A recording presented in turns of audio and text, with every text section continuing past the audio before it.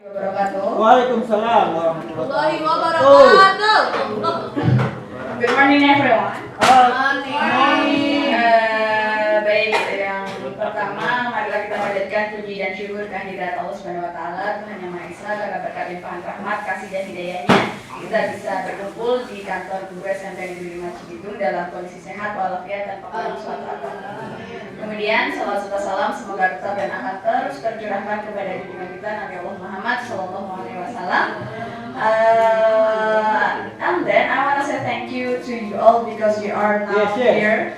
Terima kasih sudah hadir dalam ruangan ini untuk mengikuti pengimbasan dengan tema penerapan budaya positif di sekolah.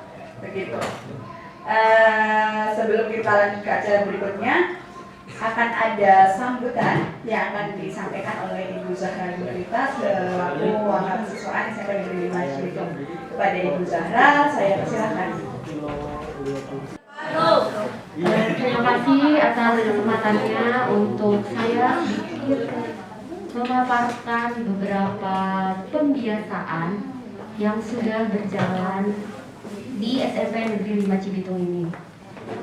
Yang pertama itu ada pembiasaan di hari Rabu. Jadi satu minggu ini kita ada pembiasaan 2 kali, di hari Rabu dan di hari Jumat. Di hari Rabunya ini kita pembiasaannya ada 2 macam. Pertama ada gerakan literasi sekolah dan yang kedua adalah sekolah berbudaya lingkungan. Jadi di setiap hari Rabu ini selang-seling begitu. Minggu pertama biasanya kita mengadakan gerakan literasi sekolah. Minggu berikutnya kita akan sekolah berbudaya lingkungan. Itu terus di rolling setiap minggunya. Kemudian untuk tindak lanjutnya gerakan literasi sekolah untuk kedepannya itu diharapkan anak-anak mampu untuk meresum sebuah bacaannya, terus mampu berbicara di depan, mampu membaca puisi begitu, terus mampu memaparkan apa yang dia baca, apa yang dia ketahui di dalam bacaannya itu. Terus untuk sekolah berbudaya lingkungan diharapkan anak-anak lebih mencintai dan peduli terhadap lingkungan di sekitarnya. Minimalnya mereka tidak membawa lagi plastik ke dalam lingkungan sekolah. Itu ya. Untuk berbudaya lingkungan sebenarnya setiap hari pun kita jalankan, cuma untuk difokuskan di hari Rabu itu kita bersih-bersihnya. Tapi untuk pembiasaan yang tidak boleh memakai plastik itu berjalan setiap harinya. Selanjutnya ada pembiasaan di hari Jumat. Ini di hari Jumat difokuskan untuk pembiasaan keagamaan. Biasanya kita diawali dengan sholat duha, lalu kita berzikir bersama-sama, lalu biasanya ada sedikit ceramah dari ibu bapak gurunya.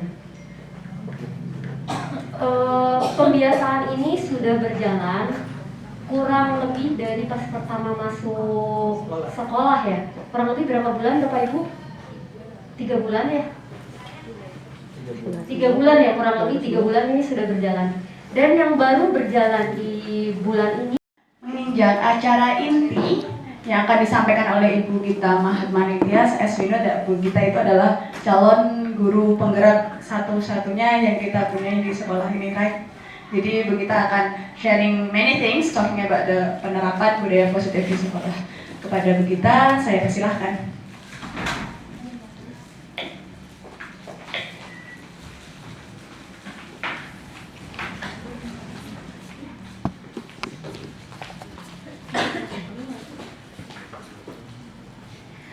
Bismillahirrahmanirrahim.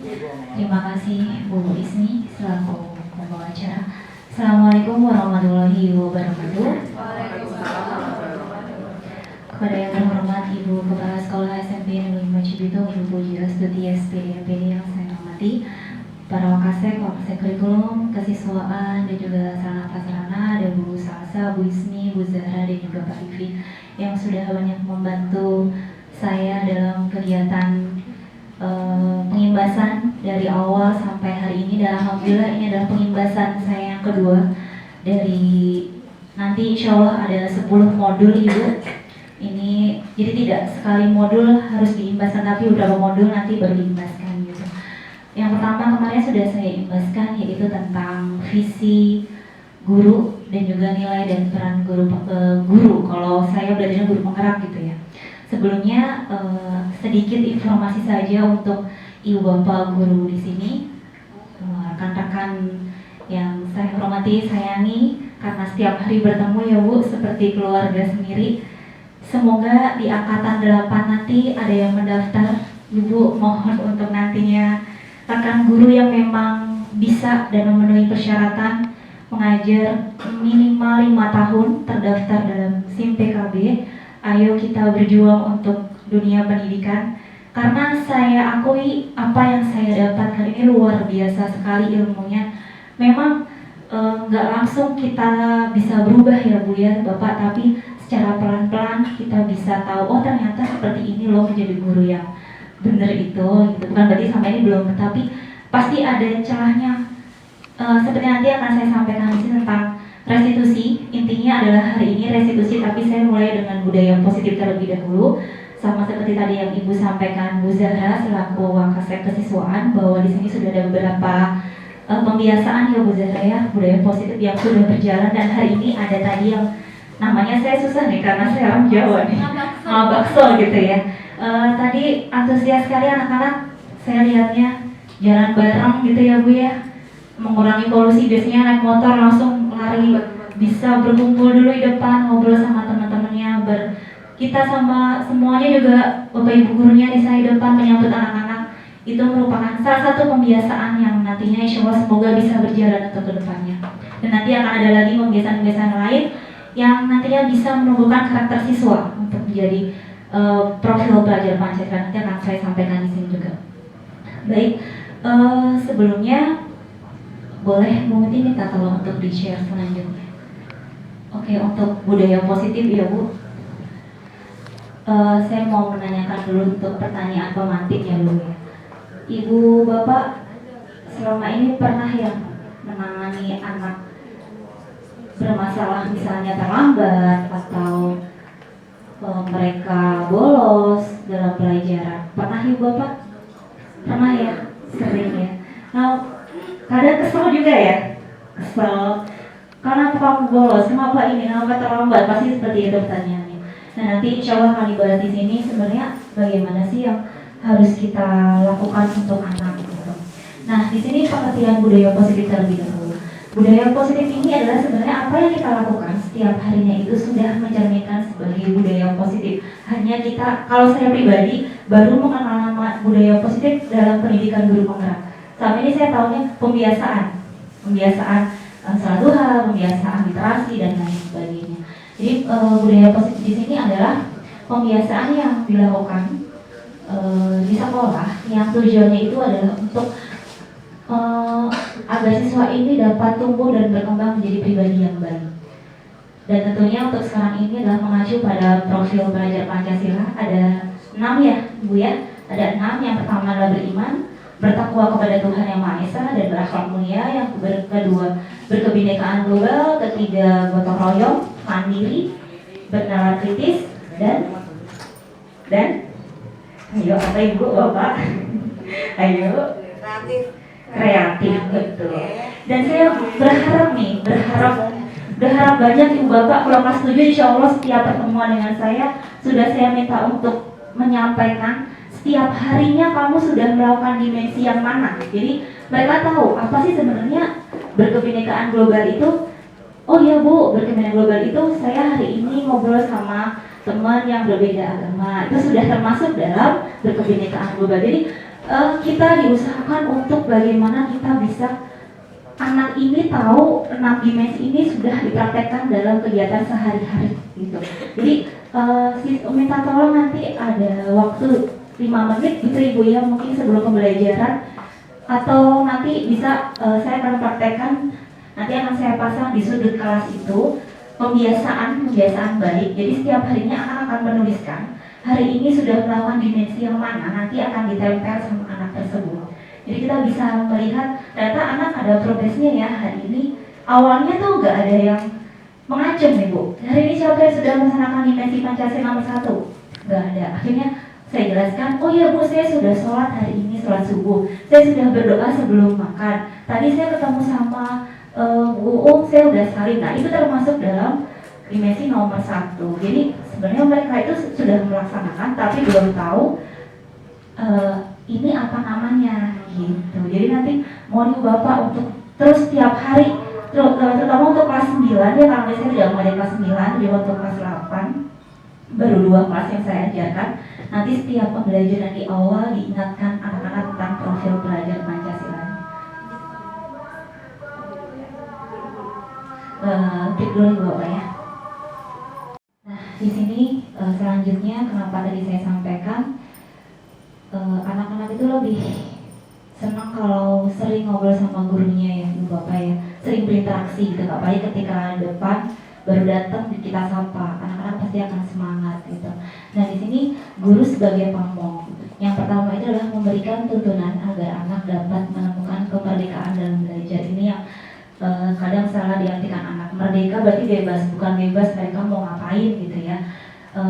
Kalau sebagai seorang guru merdeka itu kita tidak menuntut anak untuk mereka harus sesuai dengan kemauan kita, kamu harus begini, kamu harus begitu, tidak. Dan kita selalu selama ini yang saya salahkan buat diri saya ya, selama mengajar itu saya harus menyelesaikan materi tanpa saya memberikan ini anak sudah ngerti belum ya sebenarnya materi yang ini, materi yang bab 1, bab 2. Pokoknya mengejar dengan alokasi waktu yang sudah ditentukan dari awal itu 4 bab harus selesai di akhir. Nah ternyata tanpa kita sadari sebagai seorang guru kita memaksa mereka untuk bisa mengerti dengan cara kita gitu. Nah di sini namanya merdeka itu seperti itu. Dan merdeka untuk anak adalah mereka mempunyai hak loh untuk belajar secara nyaman. Bagaimana mereka bisa menerima pembelajaran itu tanpa terpaksa gitu. Nah selanjutnya ini tadi saya sampaikan, memiliki nilai-nilai positif yang dibutuhkan untuk membentuk karakter pelajar Pancasila 6 dimensi tersebut. Yang tadi saya sebutkan ya, beriman, bertakwa, berkebinekaan global. Jadi memang dari awal harus kita terapkan kepada anak bagaimana anak ini memahami 6 dimensi ini bisa diterapkan baik di sekolah maupun di rumah. Kalau bisa di sepanjang hidup mereka, mau di jalan, mau di mana, mereka tetap menerapkan profil pelajar Pancasila. Ini memang tidak bisa kalau saya hanya sendiri ya Ibu Bapak ya. Misalnya sederhana Ibu, ketika mereka makan sambil berjalan, kita ingatkan anak, nak makannya duduk ya, tangan kanan ya. Itu sudah kita sebagai guru pamong sudah bisa disebut seperti itu. Jadi nggak harus yang kamu harus begini, tapi kita ingatkan hal yang sepele. Yang sepele lagi, kita bisa kalau bertemu dan kalau ketemu sama ibu bapak guru gimana salimnya. Nah itu juga bisa kita sampaikan kepada anak-anak. Yang ketiga, pengembangan budaya positif dapat menumbuhkan motivasi intrinsik dalam diri anak untuk menjadi pribadi yang bertanggung jawab dan berbudi pekerti. Oke, untuk selanjutnya Bu Muti. Nah tujuannya apa sebenarnya untuk menumbuhkan budaya positif itu? Yaitu menumbuhkan karakter yang sebelumnya, menumbuhkan karakter peserta didik. Dan tadi saya sampaikan karakternya adalah mengacu pada profil pelajar Pancasila. Ini karena memang profil pelajar Pancasila selalu diulang dalam kurikulum Merdeka karena ini sebagai dasar anak-anak nanti dalam menjalani pendidikan. Oke, selanjutnya ini adalah pembiasaan yang sudah dilaksanakan di sekolah. Tadi yang hari ini belum saya masukkan ya Bu Zara. Ini sebetulnya udah memasukkan. Oke, nanti next. Ketika yang paling sebelah kanan ya itu adalah ketika di depan kita menyambut anak, mengajarkan sopan santun adalah termasuk dimensi nomor berapa Ibu Bapak? Nomor 1 ya, nomor 1 ya. Nah yang kedua literasi. Literasi ini nantinya insya Allah saya udah mau Bu Zara kesiswaan nanti mereka tidak hanya membaca, tidak hanya merangkum ya, Bu takut salah saya, merangkum, merevisi ya, tapi nanti anak-anak mereka bisa berkreasi. Di sini kita akan menemukan bakat-bakat minat mereka, bisa berpuisi, mereka bisa menulis buku karena di 71 sudah menemukan beberapa anak Bu saya untuk mereka membaca puisi dan bikin puisinya. Terus selanjutnya pembiasaan hari Jumat itu adalah sholat duha untuk yang muslim dan non muslim ada dengan guna tali ya Bu ya. Jadi kita tidak membeda-bedakan, semuanya mendapatkan hak yang sama. Yang ketiga adalah mencuci tangan. Sebenarnya ini hal sepele ya Bu, mencuci tangan itu kan kalau nanti kebiasaan mau dimanapun, ketika kita nyampe tempat manapun, ayo cuci tangan dulu untuk membasmi virus ya atau kuman. Nah selanjutnya adalah ini yang mungkin belum ya Bu ya, ini baru saya laksanakan di kelas 71 dan kesepakatan kelas. Jadi di awal itu bukan hanya saya saja yang menyampaikan peraturannya seperti ini loh, tapi saya rubah bukan peraturan, tapi kesepakatan kelas. Jadi kesepakatan kelas ini adalah mereka para siswa yang menuliskan kalian mau kelas kita seperti apa gitu. Jadi kalau ada yang melanggar, ini kan permintaan kalian, kita kembalikan kepada mereka. Jadi bukan misalnya ibu mau kelas ini bersih, ibu mau kelas ini rapi, tapi tidak ada komunikasi dengan anak-anak. Tapi ketika kita menyampaikan ke mereka, mereka maunya apa gitu. Nah selanjutnya lanjut Bu Muti, lanjut lagi. Nah di sini ini yang pokok terpentingnya ada teori hukuman, konsekuensi dan restitusi. Saya mengakui Ibu selama ini saya masih dalam tahap hukuman karena kadang masih kesel, kadang ini ya Bu ya. Nah hukuman ini bersifatnya satu arah, jadi kita, kemauan kita. Kamu terlambat, kamu lari, kamu terlambat, kamu ini, misalnya seperti itu ya. Nah, jadi bersifatnya hanya satu arah tanpa ada komunikasi dengan anak tersebut. Ini yang masih saya lakukan ya, masih dalam proses untuk perbaikan. Oke, untuk selanjutnya konsekuensi. Nah, kalau konsekuensi ini ada komunikasi dengan anak. Kalau misalnya kamu terlambat pelajaran Ibu, berarti konsekuensinya adalah bukan kita menerapkan hukuman secara fisik atau yang lain, tapi memberikan mungkin pembelajaran tapi tidak di kelas gitu ya Bu. Jadi tidak mengganggu kelas lain kalau dia hanya dibiarkan di luar, itu contohnya. Oke lanjut Ibu. Nah ini restitusi. Di antara hukuman, konsekuensi dan restitusi itu yang tingkatan yang paling baik itu adalah restitusi. Kenapa? Karena di sini proses kolaboratif ketika anak ini ada masalah, kita bicara dari hati ke hati, ini yang masih sulit. Kalau guru BK udah biasa ya Bu ya, dari hati ke hati, jadi tidak di depan banyak orang, kita ngobrol berdua atau bertiga dengan anak tersebut di ruangan yang memang hanya ada kita. Kita tanyakan, ada apa? Kenapa kamu melakukan ini? Terus kalau kamu melakukan ini, nanti efeknya apa? Jadi membuat mereka untuk berpikir, sebenarnya yang aku lakuin salah nggak sih? Gitu. Jadi bukan kita yang banyak ngomong, kamu tuh salah, kamu tuh begini. Jadi tingkatan restitusi ini lebih mengacu kepada anak ini untuk berpikir sendiri. Oke lanjut Bu Muti. Nah ini adalah identitasnya untuk hukuman ini, hukuman, konsekuensi dan restitusi. Kalau hukuman itu sesuatu yang menyakitkan harus terjadi, tapi tanpa kita sadari ya Bu ya, kita menghukum anak tanpa kita sadari. Kalau konsekuensi sesuatu harus terjadi, restitusi merupakan pilihan. Pilihan adalah pilihan anak untuk melanjutkan apa yang sudah dia lakukan atau dia melakukan perbaikan gitu. Nah, selanjutnya tidak nyaman untuk murid atau anak untuk jangka waktu panjang. Misalnya kita meminta anak untuk berdiri lapangan gitu ya, efeknya apa ya buat anak? Terus untuk pembelajaran apa ya? Nah itu nanti perlu kita pikirkan kembali.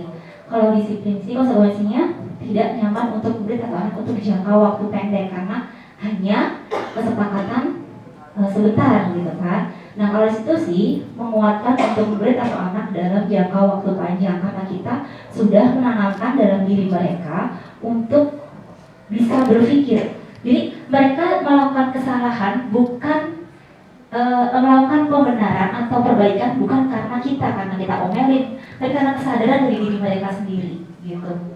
Selanjutnya adalah korban mendapatkan keadilan. Hukumannya tidak dan korban bisa diabaikan dan untuk restitusi korban mendapatkan ganti. Gantinya apa? Mereka bisa berpikir, oh iya apa yang saya lakukan salah, mana yang salah, mana yang benar itu. Oke selanjutnya Bu Muti. Nah ini 5 posisi kontrol. Jadi ada 5 posisi kontrol. Nanti Bapak bisa melihat sendiri ada di posisi mana sama ini ketika berhadapan dengan anak yang bermasalah. Nah kalau ada penghukum, penghukum di sini biasanya yang sering kita ucapkan adalah patuhi aturan saya atau awas gitu. Jadi seperti mengancam ya, Ibu ya. Nah selanjutnya kamu selalu salah, kamu selalu saja salah gitu. Selanjutnya selalu pasti selalu yang terakhir selesai. Jadi mengerjakan apa-apa terakhir. Padahal di sini anak-anak ini kan kemampuannya berbeda-beda nih Bapak ya. Makanya ada yang namanya RPP diferensiasi dan KSE yang nantinya semoga ada kesempatan lagi untuk mengimbaskan ya Bu, karena baru dapat kemarin materinya. Jadi RPP ini disusun berdasarkan kemampuan siswa. Kita melakukan assessment di awal, di tengah dan di akhir, nanti ada pengelompokan siswanya gitu. Dan KSE ini adalah kita sesuai dengan emosi anak itu berbeda-beda Bu, gak sama waktu di kelas ini. Jadi nanti kita RPP itu bukan hanya sekedar RPP yang selembar, tapi sesuai dengan terdapat RPP yang diferensiasi dan KSI-nya itu. Oke, selanjutnya kalau untuk hukuman ini hasilnya petahana merasa bersalah, betul gak Ibu? Hanya merasa, oh ya aku salah, tapi dia gak berpikir kalau dia salah gitu. Selanjutnya akan merasa menjadi orang yang gagal dan tidak sanggup menghargai orang lain. Oke, lanjut Bu Muti. Tadi merasa bersalah ya Bu, hukuman ya. Hukuman, kalau maaf pertama hukuman, yang kedua teman. Biasanya kalau kita menjadi posisi kontrol di teman itu, yang pertama adalah ayo bantulah demi Bapak. Jadi kayak kita ngobrol sama teman gitu. Yang kedua, ayo ingat tidak bantuin Bapak selama ini. Ketiga, ya sudah kali ini tidak apa-apa, nanti Ibu bantuin bereskan. Jadi kayak ada perjanjian gitu ya Bapak ya. Nah biasanya murid akan merasa senang dan akrab dengan guru. Betul ya Bapak? Tapi kadang ada yang ini ya, kalau udah baik jadinya seenaknya gitu. Nah, oke, selanjutnya Bu Muti. Pemantau. Di sini pemantau tahapan yang sudah dari tadi kayak DP 1 Bu Muti ya, penghukum. Nanti yang pemantau dulu. Peraturannya apa? Jadi kita menanyakan ke anak. Kamu tahu nggak peraturannya apa di sini? Tanpa kita harus banyak ngomong, kita tanya aja gitu. Selanjutnya apa yang telah kamu lakukan? Biar dia menjawab apa salahnya, apa kesalahan dia lakukan. Yang ketiga, sanksi atau konsekuensinya apa? Karena kita sudah perjanjian di awal, ada kesepakatan kalau kamu melanggar berarti ini ya hukumannya. Oh bukan hukumannya, mohon maaf. Kalau konsekuensinya ini gitu. Nah, murid memahami konsekuensi yang harus dijalankan karena telah melanggar salah satu peraturan sekolah.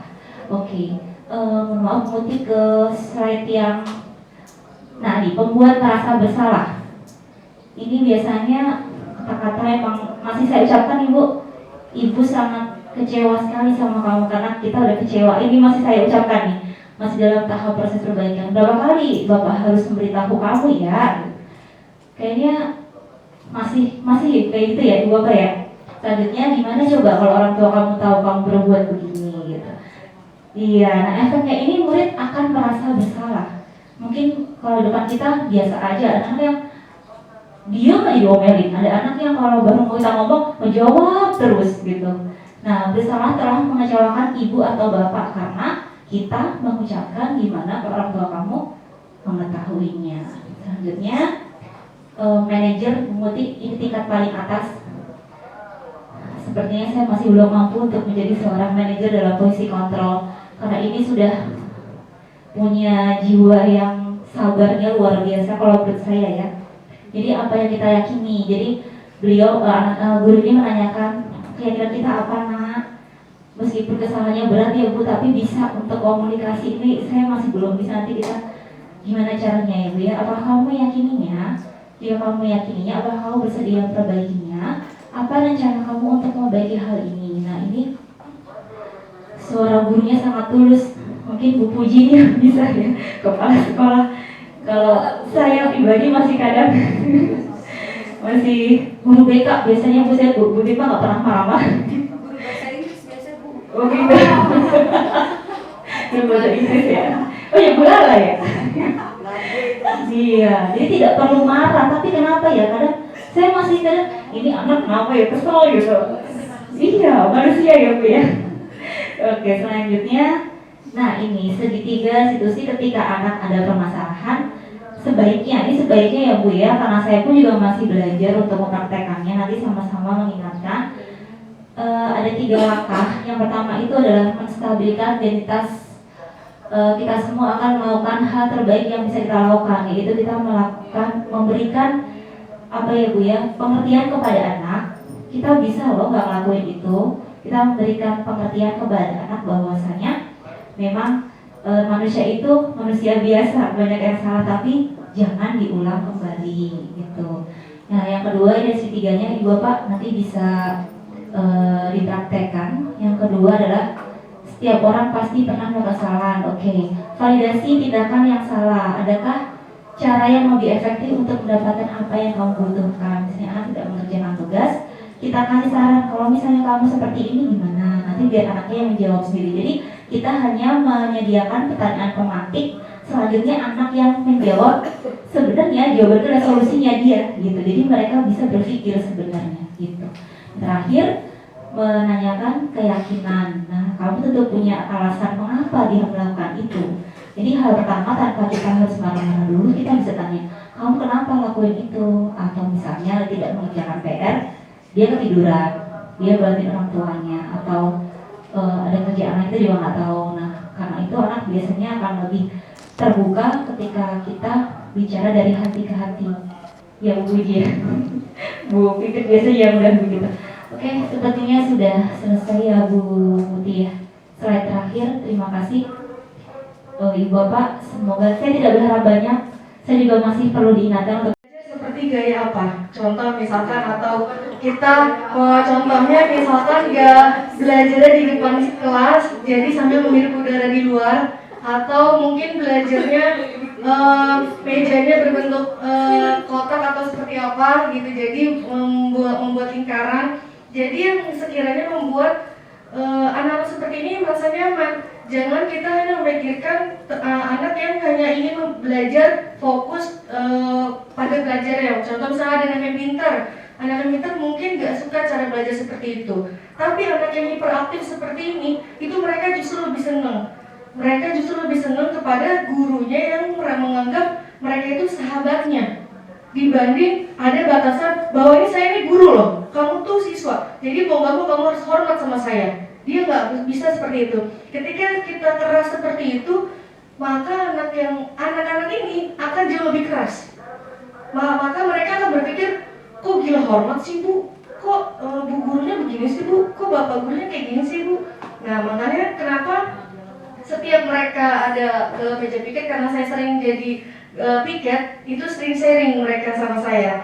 Bu, nggak asik banget gurunya, bla bla segala macam. Saya bilang, setiap guru itu berbeda cara mengajarnya. Bagaimana kamu itu bisa mengerti? Karena nggak mungkin semua guru sesuai apa yang kamu mau. Akhirnya mereka, iya Bu, bisa nggak sih Bu ganti gurunya ini aja? Bisa nggak sih Bu? Nah, terkadang pikiran-pikiran itu yang kita juga sulit untuk bagaimana sih cara menyelesaikannya. Nah makanya satu-satunya adalah karena kita pernah punya pembelajaran waktu saat kuliah, ada model pembelajaran, atau kita bagaimana caranya menanggapi si peserta didik yang seperti itu gitu. Jadi jangan kita membuat aturan kita sendiri tanpa kita tahu bahwa si anak ini suka nggak ya dengan cara gaya belajar kita, dengan cara mengajar kita gitu. Jadi Baik, ibu-ibu, sesi pembebasan dengan tema penerapan budaya prosedur sekolah yang disampaikan oleh Bu Gita sudah usai. Harapannya kita bisa mengambil banyak sekali hal yang tadi sudah disampaikan oleh Bu Gita, kemudian don't forget to apply them. Banyak dapat inputan, tapi kalau there is no application, I guess that's zero, right? Right. Jadi kayaknya kalau tanpa aplikasi kok kayaknya. Baik, terima kasih banyak. We are going to wait for the next agenda ya Bu Gita ya. Pembebasan selanjutnya kita akan tunggu agendanya. Terima kasih Bapak, terima kasih Ibu sudah mengikuti agenda ini dengan dengan baik dan sangat kooperatif. Demikian, kurang lebihnya mohon maaf. Setelah ini kita akan istirahat. Waktunya makan siang. Wassalamualaikum warahmatullahi wabarakatuh. Waalaikumsalam warahmatullahi wabarakatuh. Selamat makan. Ada buus, ada urat, ada non urat. Silakan. Yang ada urat. Nah, masih